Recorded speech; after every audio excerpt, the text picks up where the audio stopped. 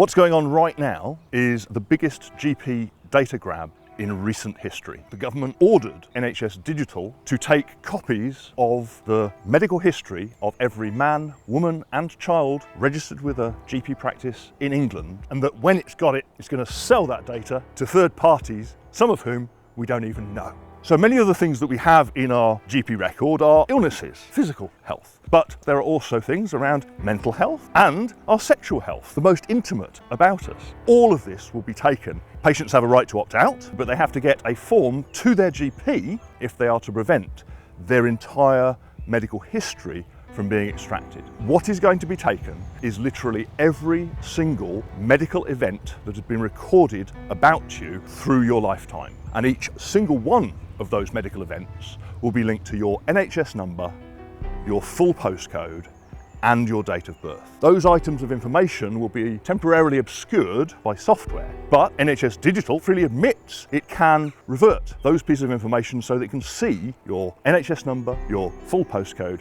and your date of birth. What do they do with it after they've linked this all together? They are selling it. They say they're not, but there's a price list. You can actually go onto the NHS Digital website and see what they are charging people for copies of patients' data. And while there are legitimate users, universities doing research and hospitals, there are also commercial companies, and some of these commercial companies that pay for those copies of data are what are called information intermediaries, middlemen, and they then go on to serve their own customers. The problem being, we can't see who those customers are. The NHS doesn't publish that information, so we literally cannot know who ultimately has been getting our data. But what we do know is that people share really sensitive information with their doctor. Things that they might not even want to share with members of their own family. Things like sexually transmitted infections, or HIV/AIDS, or domestic abuse, domestic violence, even child abuse. Things which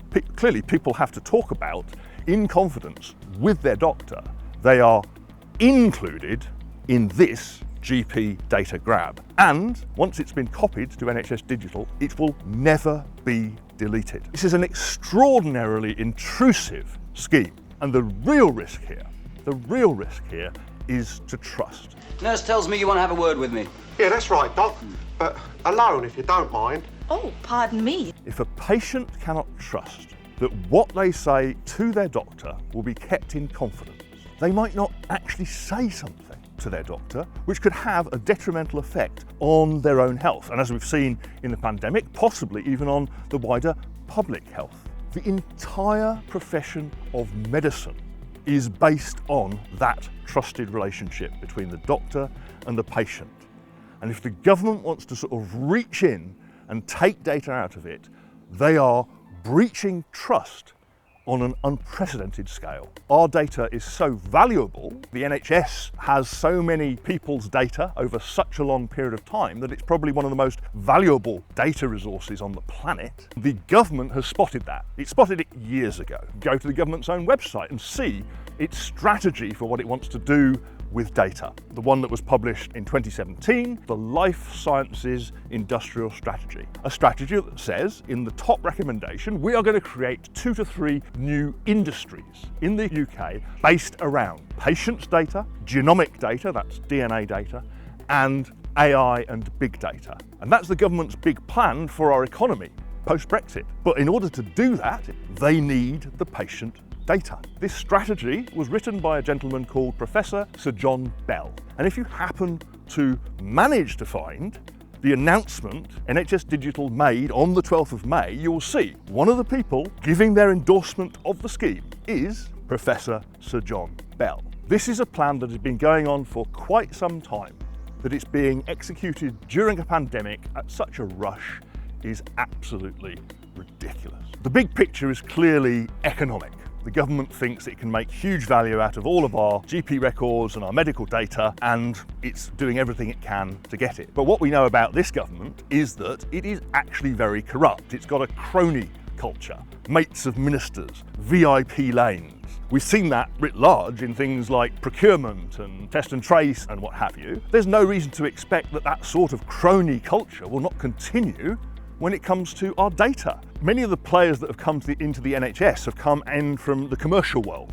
and from knowing people who have been dealing with data at scale. The classic, it would be Dido Harding. Alexander, thank you so much for joining me for this discussion about how the digital world is changing everything. I wonder if we could start off by you telling us a bit about what Cambridge Analytica does. Certainly, thank you, Dido. So we're a data-driven marketing and communications agency, which really means that we're trying to use data and predictive analytics to identify and target audiences. Companies are trying to look to manipulate us, whether they're trying to market us or trying to make us fearful or what have you. Well, the information that is recorded in your medical records is some of the most intimate information about you. And once they get into your GP record, once they get into your medical record, and then once they get into your genes, your DNA, you are going to be more vulnerable to more and more targeted marketing and manipulation than you have ever been. Data is incredibly valuable. Data can be used for good, but we need for it to be used in every instance in a way that is consensual, safe, and transparent. So the government has announced a delay to the upload deadline, but the struggle is not over. People still need to opt out because their data will still be uploaded and all of those problems that I've talked about will still happen. So there may be a delay, but medConfidential will not stop until the government promises, and actually does, write to every patient with the forms they need and gives them the time to opt out. So to opt out, go to medconfidential.org. All the forms that you need are on there. The one you must do is the GP Type 1 opt-out, and get that to your GP as soon as possible. So I just want to thank Double Down News for giving me a chance to speak to you. It's really important that we support independent media. This is how the word gets out when things aren't covered elsewhere. So they have a Patreon, please do support that. And as I say, thanks again for letting me speak to you. Support Double Down News on Patreon.